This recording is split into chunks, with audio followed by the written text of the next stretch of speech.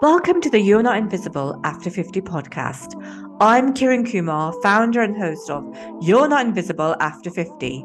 Despite the title, you don't have to be over 50 to listen to this podcast. No matter whether you're 25, 45, or 65, we can all learn lessons from each other to help us build a better, more fulfilled life.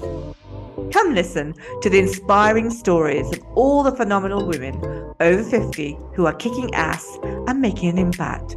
They are not invisible. I'm not invisible, and neither are you. So, no matter what society says, life doesn't end at 50. In fact, it's just beginning.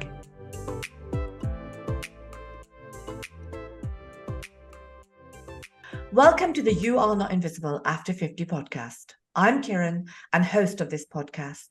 We're all about showcasing phenomenal women over 50 who are kicking ass and making an impact. You'll get to hear all their inspiring stories why you don't have to be invisible after 50. So sit back and enjoy the wonderful life story from this week's guest. My guest today is Fran. Hi, Fran. How are you?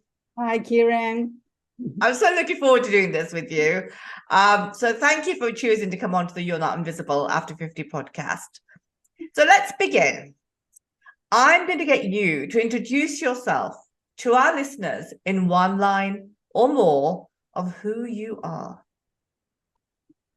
My name is Fran Gonzalez. I'm Chilean, but I live the half of the year in Spain. I'm a free spirit, I said. I live here and I live in Chile. I have 5 kids, 8 grandkids. At 50s, I decided to quit my job as a principal of a school to live my life in a different way. And this is what I've been doing the last 7 years, because now I'm 57. So I'm really happy with my life now. I'm so looking forward to doing this with you, as I just said. And I just think that's such a great introduction. I mean, honestly, who would have thought you've got 5 kids? But let's carry on about that. We'll talk about it in a minute or two. So in this podcast, we're going to cover your life story, the past, the present. So you just talked about the trigger point of 50. We're going to go into that a little bit and what the future looks like. So let's start with the past, wherever you wish to start. Well, I have, that I said, 5 kids. I had 2 ex-husbands too. And I'm living with my 3rd husband now. So I have an interesting life. Well, I can't talk about what is to be married. It's not, look like I'm not that good at this, but no, I really have like a good ex-husbands.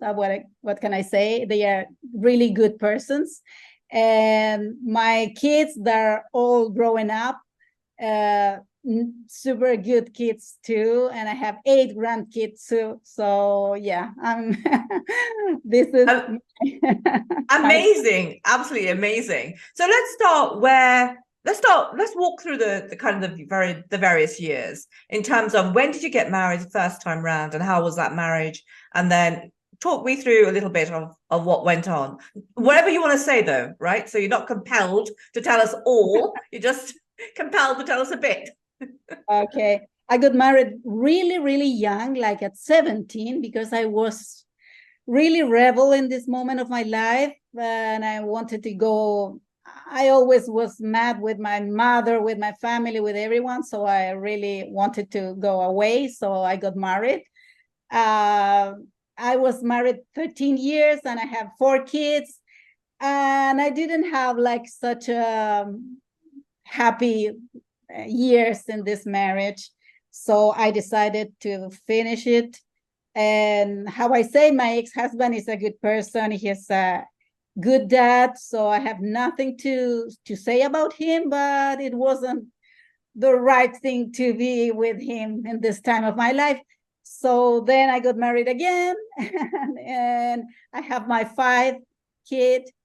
And I was like, I think like the same time, like 13 or 14 years with my second husband. A really good person too. So maybe I am the one that has a free spirit that I need to find my way, find my I don't know, my idea of how the things have to be done. So I decided to divorce again. And in this moment, I think that I decided that I want to change my life completely. I was like almost 50 in this moment.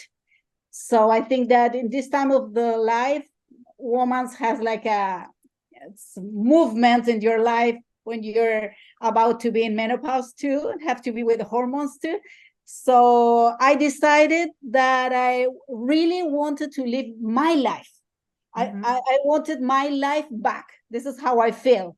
I feel like I was like so many years living for the others, taking care of my kids and everything, the house. I work as a teacher, then as a principal of a school. So I always was with working and taking care of the others. So at this moment of my life, I said, I just want to live for me. I want to be like selfish for the first time in my life. And I want to be worried about only myself. So this is what I did. And I quit my job. I left my husband and I started a really different life.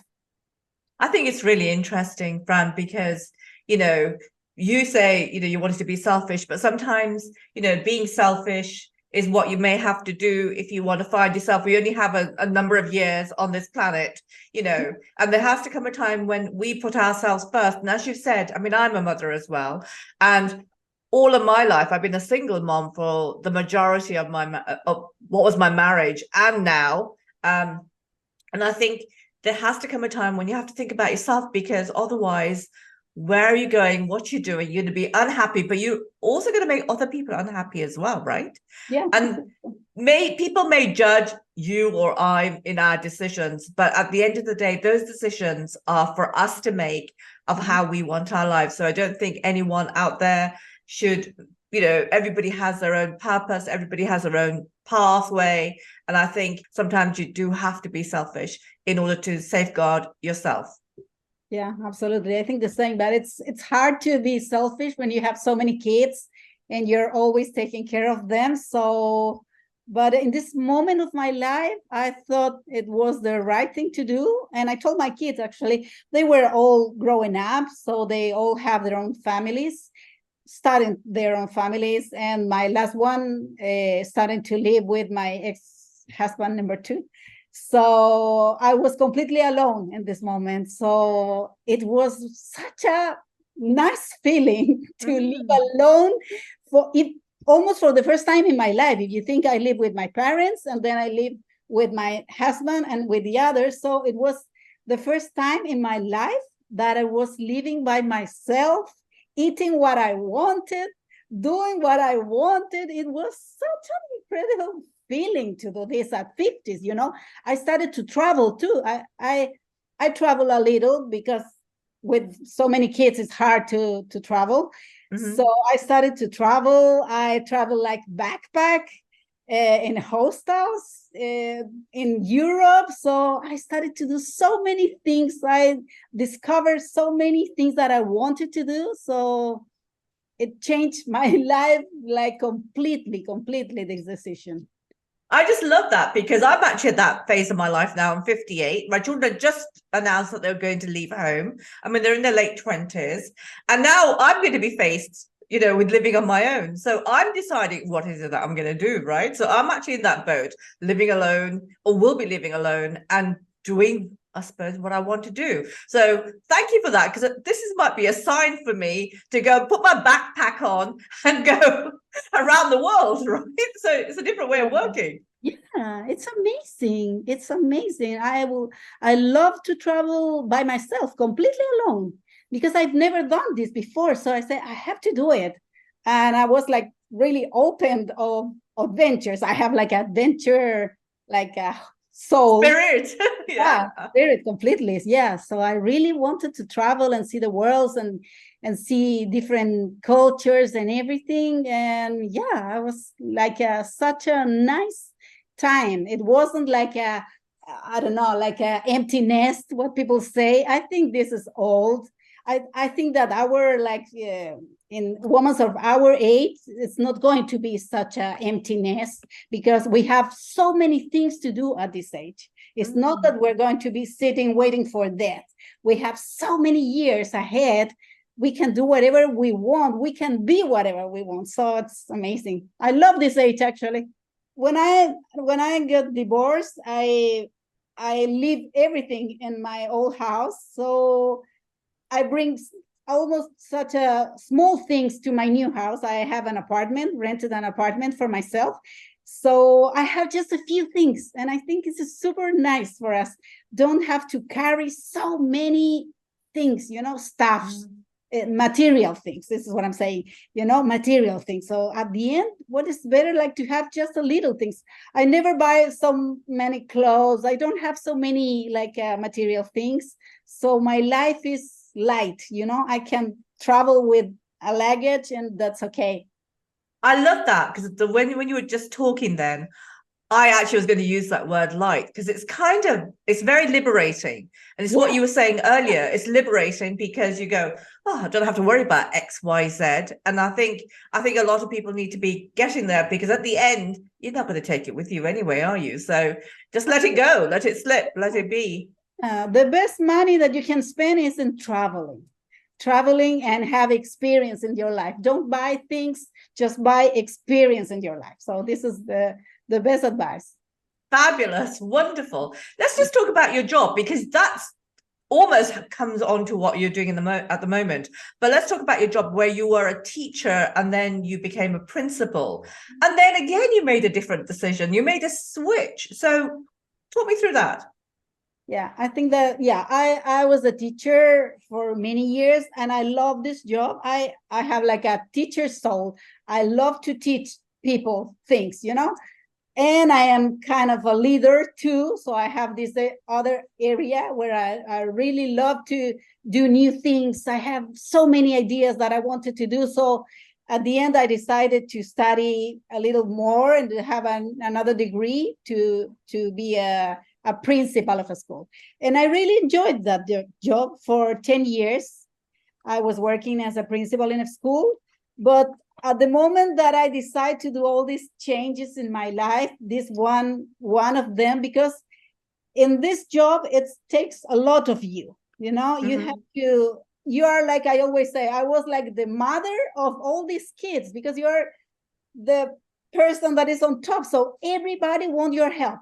Everybody needs a meeting with you. Everybody wants to talk to you. So you're always solving problems of everyone. So at this moment, when I say I don't want more problems, I want to be free of everything.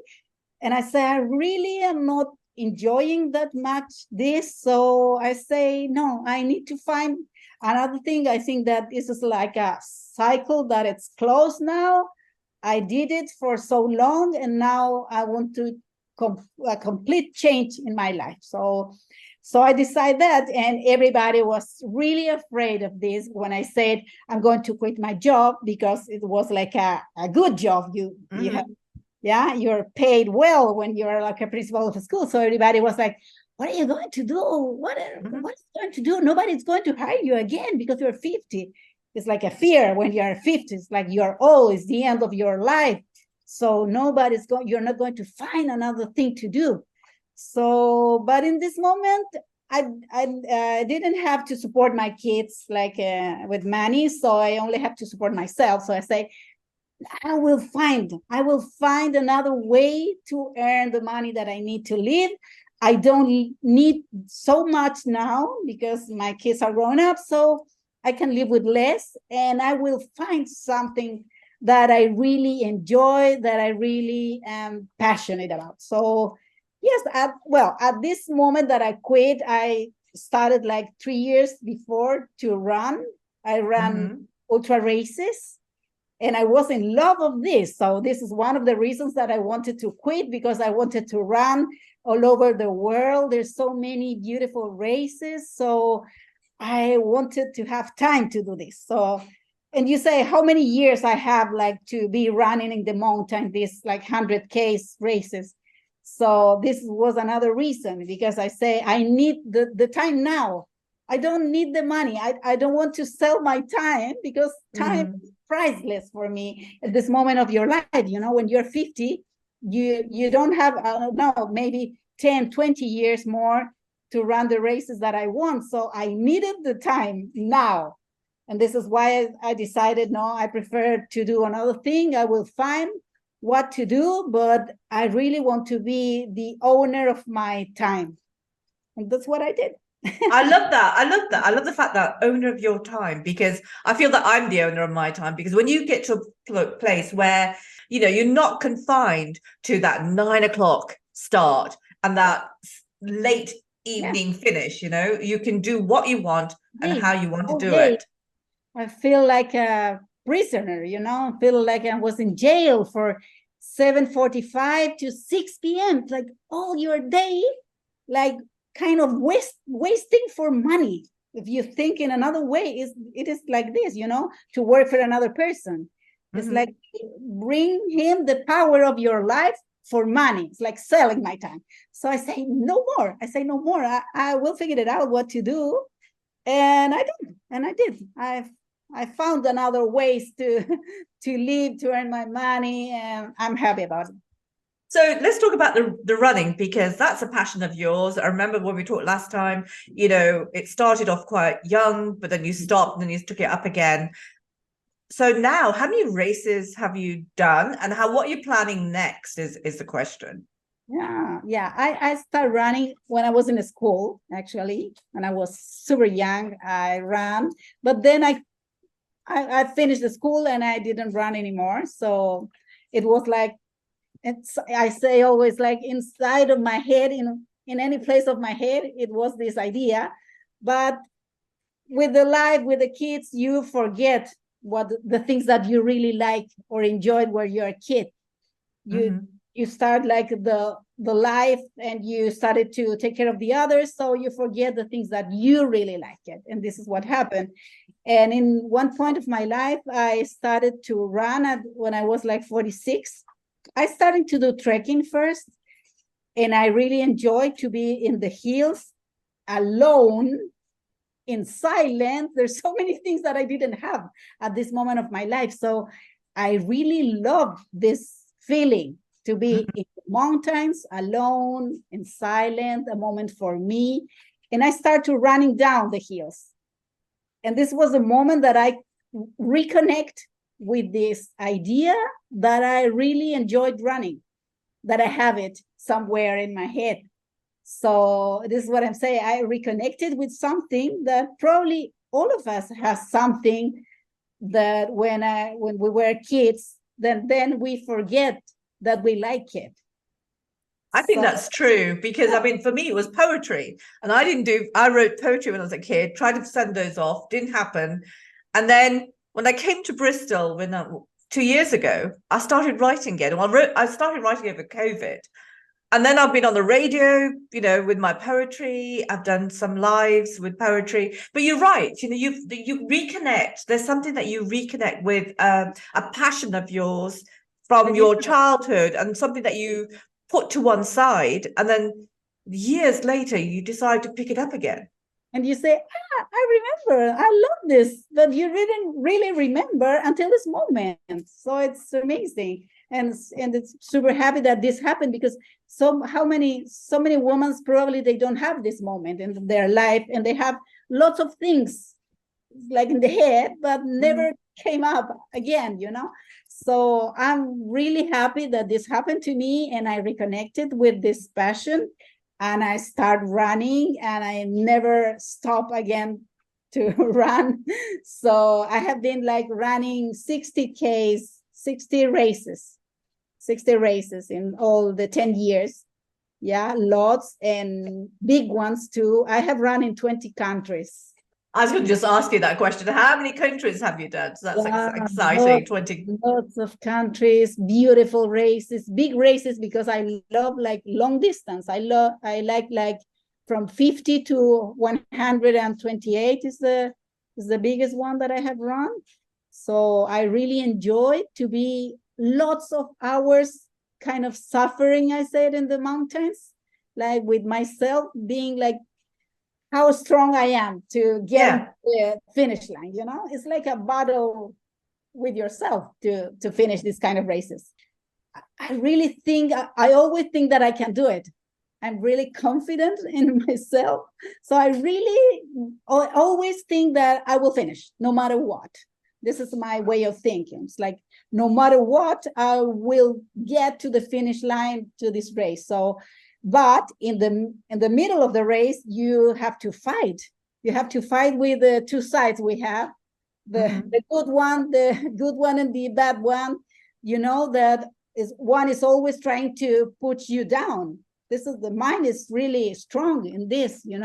So we are our worst like enemies in what points, because one side says, no, stop it, it's too much, you're hurting, your back is hurting, stop it. And the other side is, come on, go, you can do it, go to the finish line. So it's like a long hours of battles, being who's going to win this battle.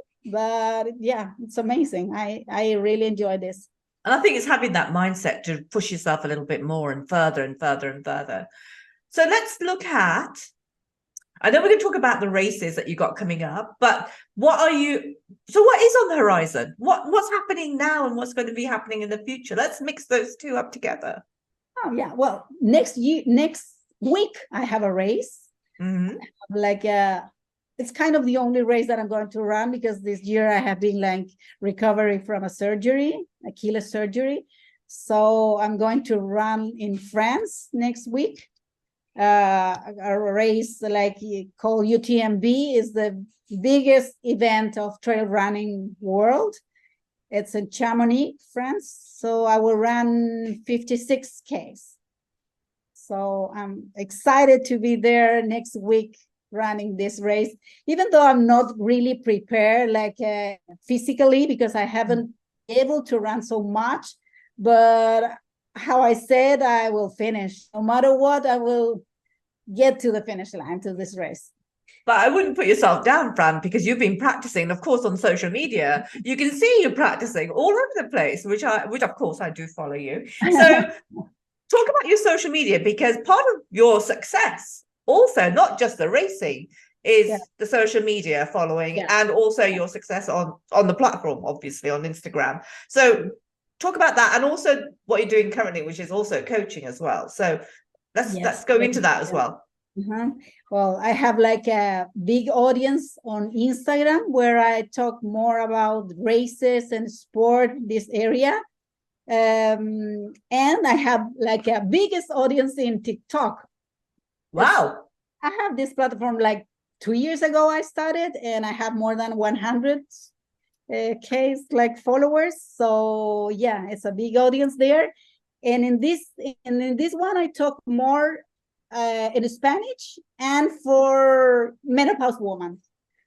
So this has been a really success, because we don't have so many information about what happened with menopause. Nobody wants to talk about menopause.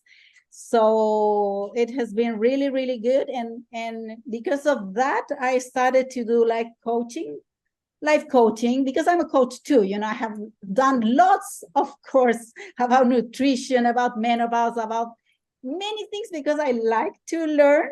And I really enjoyed to help another woman to make them feel good in these ages. So I started to do like a life coaching for menopause women, and it has been really good. I really enjoy this. It's like my part of being like a teacher, but I use it in a different way. I didn't tell you that in Chile I have like a trekking group. This is my another enterprise that I have there. So yeah, I have this for the last 4 years, and I take women to have experience in the hills, like the things that happened to me. And I would like to go for the first time to a hill, do trekking with another woman. It's just a woman group. So it's really successful in Chile. So this is my other like kind of job. So I have another Instagram for this called Mujeres al Cerro. In Spanish, is like women to the hills. Wow. Nice. hopefully one day I'll be able to join it as well. So as I trek around the world, because of the backpack that I'll have on my back. Okay, so let's talk about to go to the Chile. about Chile. Yeah, let's talk about Chile.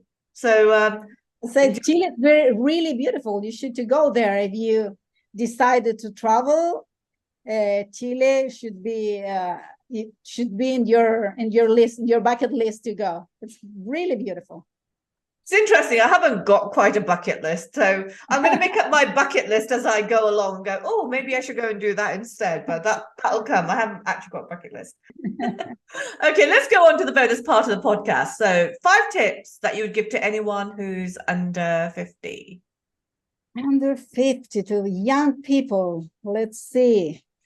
Yeah, for women that are married, just the first one could be like, don't focus only in your kids, in your husband, like take care of yourself too. Since you are young, don't wait until you're 50 to take care of yourself. So try to do things that you're passionate about. Take your time to do things for you, for yourself. I think this is a really important thing.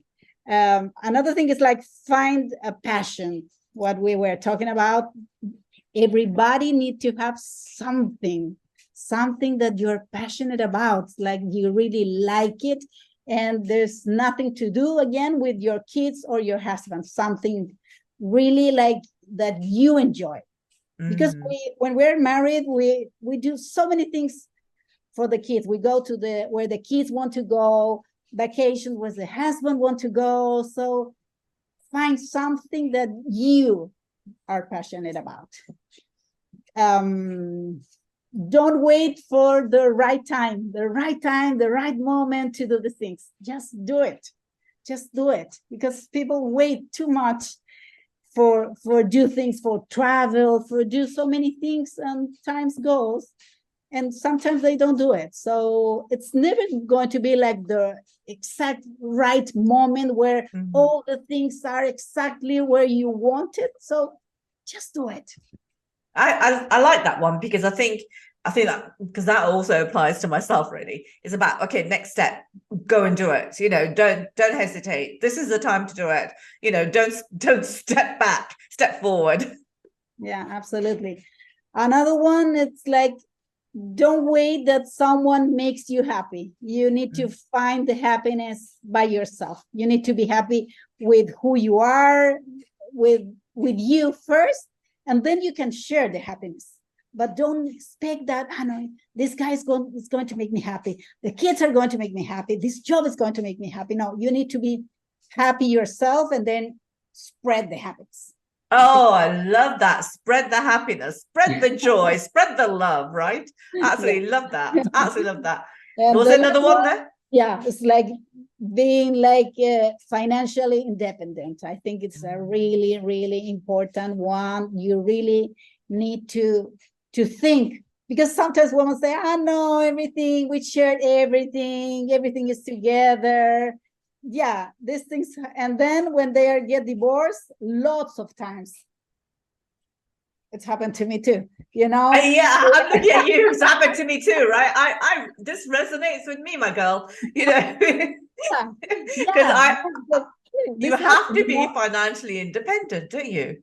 Absolutely. You need to split the things when you're happy. When we are happily married, fix all the things before, because everybody wants to have a happy marriage and stay forever together, but sometimes things don't go how we planned, and most of the time women have the worst part in economically speaking. So I totally agree with you there, Fran, because I think how are you going to survive, right? And it's just important to be financially independent or have the ability to actually work for a living and be outside that marriage. And save money.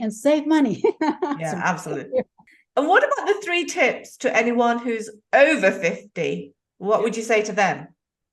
Yeah, my quote of life, it's never too late and you're never too old to find a new passion.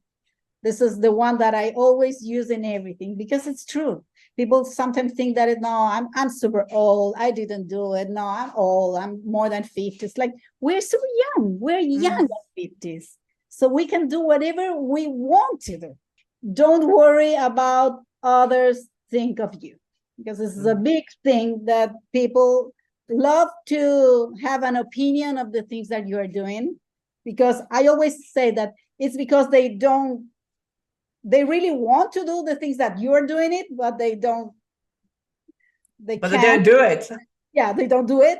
So yeah, lots of people have an opinion of the things, but don't listen to these opinions.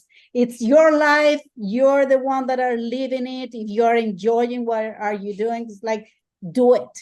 Do the things that you love, and don't worry about even your kids. Sometimes my kids are like, how they are like old. They have opinions and the things. So I don't listen so much. My mother has opinions too of my things sometimes, but I don't know. You don't listen to that either. No. I do what I want. I enjoy my life, and it's my life, and I will live it in my own terms. I think that's really important, because I ask my kids X, Y, Z, and then they go, I don't know why you're asking, because you're going to do what you want anyway. And I'm going, yeah, I know. I just thought I'd ask the question, right? But I still want to do what I want to do. And now I had actually made a plan about what I was going to do, once I left home. And now my plans change again, because I've had this conversation with you. So that's an interesting one when I go back home, because I'm traveling now. Thanks to you. And your third tip.